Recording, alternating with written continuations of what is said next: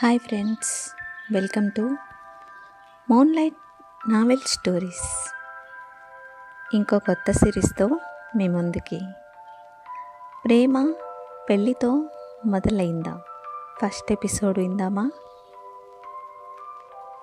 స్టోరీలో నిజంగా జరిగిన సన్నివేశాలు, మన చుట్టూ జరుగుతున్న సన్నివేశాలు చాలా వరకు రాశాను. ప్రేమ, పెళ్ళి, విడాకులు, ఈ మూడిట్లో ఏదో ఒకదానితో ఎక్కడో అక్కడ ఎవరో ఒకరు బాధపడుతూ ఉంటారు. మన చుట్టూ చాలా జరుగుతూ ఉంటాయి. అవన్నీ చూసి కూడా స్పందించే సమయం లేని జీవితాలు, గజిబిజి జీవితాలు.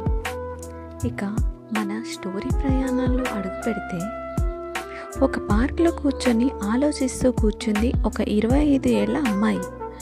అమ్మాయి తెల్లటి మేని ఛాయ, పొడవాటి కురులు, పెద్ద కళ్ళు, ఆ కళ్ళలో అంతులేని బాధ. అమ్మాయి పేరు అంశు.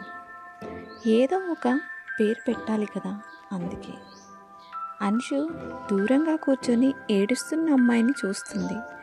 అంశుకి ఆ అమ్మాయిని చూస్తే జాలి వేసి దగ్గరికి వెళ్ళి పక్కన కూర్చొని పలకరింపుగా చిన్న నవ్వు నవ్వింది. ఆ అమ్మాయి అంశుని చూసి తల పక్కకు తిప్పి కళ్ళు తుడుచుకుంది. అంశుకి ఎలా పలకరించాలి తెలియక మళ్ళీ తనని చూసింది. ఆ అమ్మాయి కూడా ఈసారి చిన్నగా నవ్వింది. ఇద్దరు ఒకరిని ఒకరు చూసుకున్నారు. అంశు ఒక స్టెప్ ముందుకేసి హాయ్, ఐయామ్ అంశు అంది. ఆ అమ్మాయి కూడా హాయ్, ఐయామ్ రాజీ అంది. ఇద్దరు చేతులు కలుపుకున్నారు.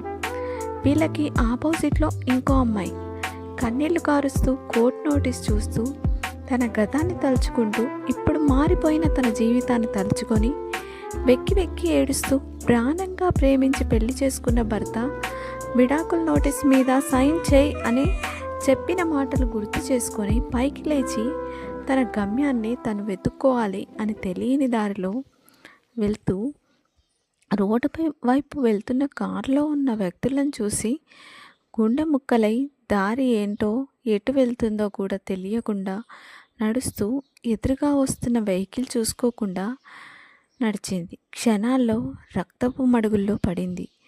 ఈ అమ్మాయి బ్రతుకుతుందో లేక ఎలా ఉంటుందో అంశు కేసు ఓపెన్ చేసినప్పుడు చూద్దాం. ఇంతవరకు ఆ అమ్మాయి గురించి అయితే సస్పెన్స్.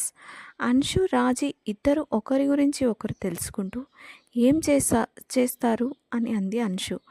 రాజీ, నేను ఒక ప్రైవేట్ ఆఫీస్లో వర్క్ చేస్తాను అని అంది. రాజీ అంశుని అడిగింది. అంశు, నేను లాయర్ని అని ఈ మధ్యలోనే ప్రాక్టీస్ స్టార్ట్ చేశా అని చెప్పింది. రాజీకి అంశుని చూసి సంతోషం వేసింది. రాజీ అంశుతో అన్ని కేసులు వాదిస్తారా అని అడిగింది. అంశు నవ్వి వదిలేసింది. రాజు అంశుని అలాగే చూస్తూ గతంలోకి జారిపోయింది. కట్ చేస్తే కోర్ట్ సీను.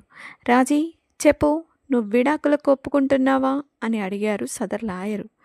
రాజీ కన్నీళ్లతో లాయర్ని చూస్తూ లేదు అన్నట్టుగా తల ఊపుతూ నేల మీదకి జారిపోయింది. నీళ్లు జల్లి లేపి తీసుకొచ్చి కుర్చీలో కూర్చోబెట్టారు. ఎదురుగా ఉన్న వ్యక్తిని కన్నీళ్లతో చూస్తూ ఉండిపోయింది. కథ కొనసాగుతుంది.